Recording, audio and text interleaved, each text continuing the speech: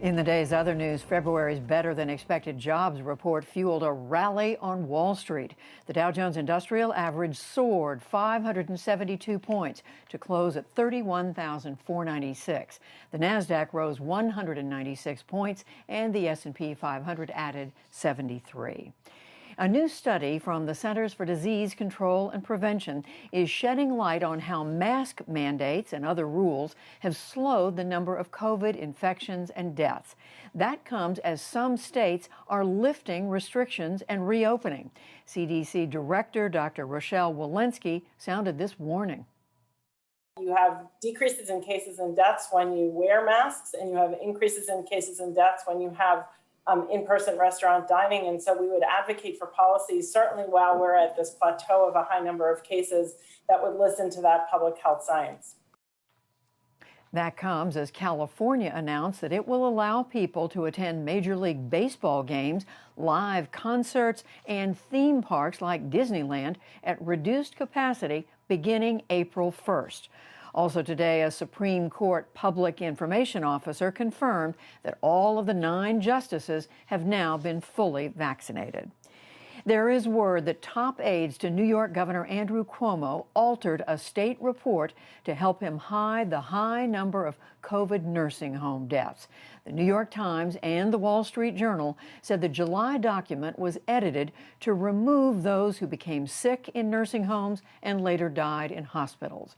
The special counsel to the governor later issued a statement playing down any cover-up and insisted that the data was publicly disclosed during Cuomo's daily briefings. It is the latest in a series of scandals plaguing Cuomo, including accusations that he sexually harassed 3 women.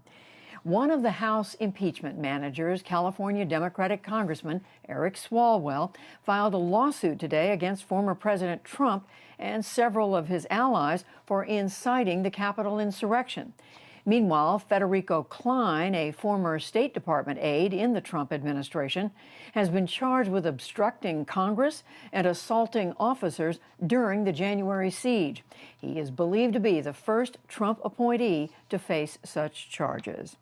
In Myanmar, demonstrations against the military coup pressed on across several cities, despite a violent crackdown by security forces. Protesters in Mandalay shouted slogans and carried signs while marching in the streets. Meanwhile, in Yangon, a father mourning his son's death during the unrest voiced support for the rallies. I want to encourage the youth to take part in this revolution until we succeed. We will support our younger generation and back them up, as we are already old. About 50 peaceful protesters have been killed there this week alone. Meanwhile, at a United Nations Security Council meeting, the UN Special Envoy for Myanmar urged member nations to do more to stop the violence. Pope Francis arrived in Baghdad today for the first ever papal visit to Iraq. He traveled, despite the pandemic, under tight security for meetings with dignitaries and members of the country's Christian minority.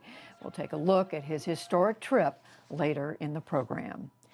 John McAfee, the developer of the antivirus software, has been indicted on fraud and money laundering charges.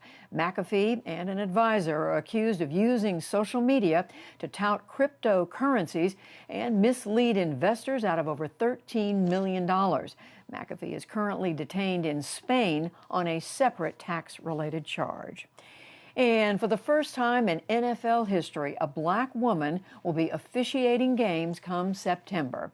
Maya Chaka, a college referee and physical education teacher from Virginia, is just the second female official in the major league. The other, Sarah Thomas, became the first woman to officiate a Super Bowl last month. Some progress. Still to come on the NewsHour, we discuss employment and the economic outlook with Treasury Secretary Janet Yellen. Pope Francis make a historic pilgrimage to Iraq to reach the region's Christians. Minneapolis is on edge as the trial in the police killing of George Floyd is set to begin, and much more.